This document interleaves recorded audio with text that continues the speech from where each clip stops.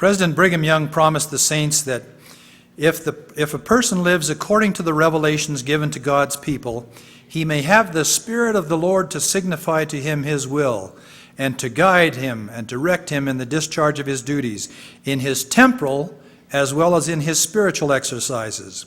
And then he concluded, I am satisfied, however, that in this respect we live far beneath our privileges with the Spirit. The invitation to claim the privileges of the Spirit is open to all. However, for many reasons, we often simply fail to ask our Father in heaven to send us His Spirit to assist us in our decisions in resolving life's vicissitudes and perplexities. The Lord's promise to Joseph is a promise which we too may claim. If thou shalt ask, this is to every person, if thou shalt ask, thou shalt receive revelation upon revelation, knowledge upon knowledge, that thou mayest know the mysteries and peaceable things, that which bringeth joy, that which bringeth life eternal.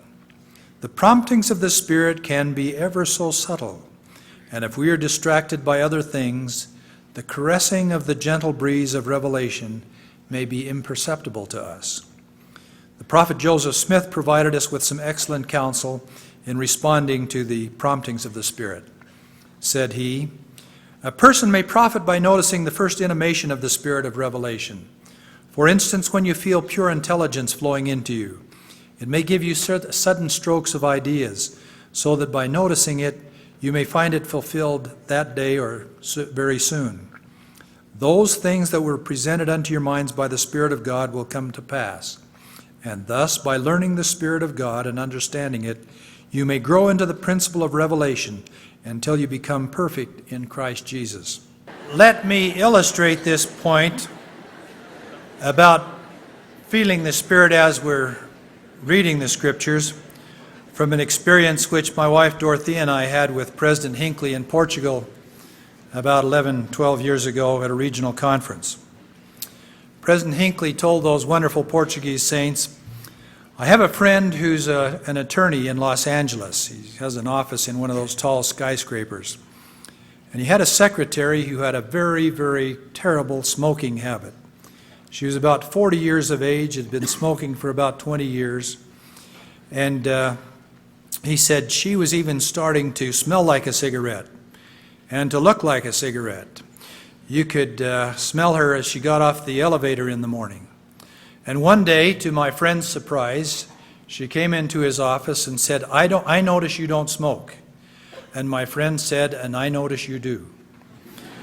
And she said, assuming that everybody in the world had been a smoker at some time or another, is there anything you could give me that would help me stop smoking? President Hinckley said, my friend reached down in his drawer and pulled out a book with a dark blue cover and gold lettering and said, here, read this and then you'll quit smoking. She said, oh, thank you, thank you, thank you. Well, the next morning, you can imagine what happened. She stormed into his office, bleary-eyed, and she said, last night I stayed up half the night. I read 170 pages of that book, and there wasn't one single word about tobacco anywhere. And if President Hinckley were here to tell the story, he'd say, and so my friend said, read on. And now don't you tell on me. So she went home, and the second morning she came in, charged into his office blurry-eyed and mad as a wet hen. Said, what's going on here? I've read 330 pages, more than half of the book, and there wasn't a single reference to tobacco anywhere. And so President Hinckley's friend said, read on. And she went home, and the third morning she came in, and she was really fit to be tied. Or in England, they would say she could spit feathers. And she said, I have almost finished the book. I've read 500 pages. There wasn't a single reference to tobacco or smoking or emphysema or lung cancer anywhere. And so my friend said, read on. And she went home, and the fourth morning she came into the office and she tapped gently on his door, said, have you got a minute? He said, sure, come on in. She said, I had a remarkable experience last night. I don't know whether you'll understand what I'm going to tell you, but I've got to share it with someone. She said, I finished the book. And when I got to the last chapter, there was a kind of a promise there that said if I'd pray about the things which I read, I'd know that it was true. And I'd lost 3 nights of sleep already, so I said, what can I lose? And I knelt down, and I don't pray much, but I prayed, and I asked God if it was true. And as I was on my knees, a sweet spirit started at the top of my head and went through my whole body, and I felt as if I were being cleansed and purified. And this morning, when I arose for the first time in 20 years, I've lost the desire to smoke. Thank you, thank you, thank you. President Hinckley said, I heard this story from her own lips as she was seated across the table from me in the dining room of the stake president of the stake where she now serves in the Relief Society presidency.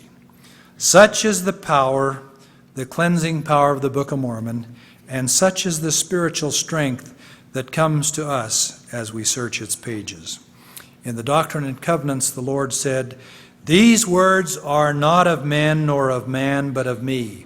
For it is my voice which speaketh them unto you. For they are given by my Spirit unto you, and by my Spirit you can read them to one another. Wherefore you can testify that you have heard my voice and know my words.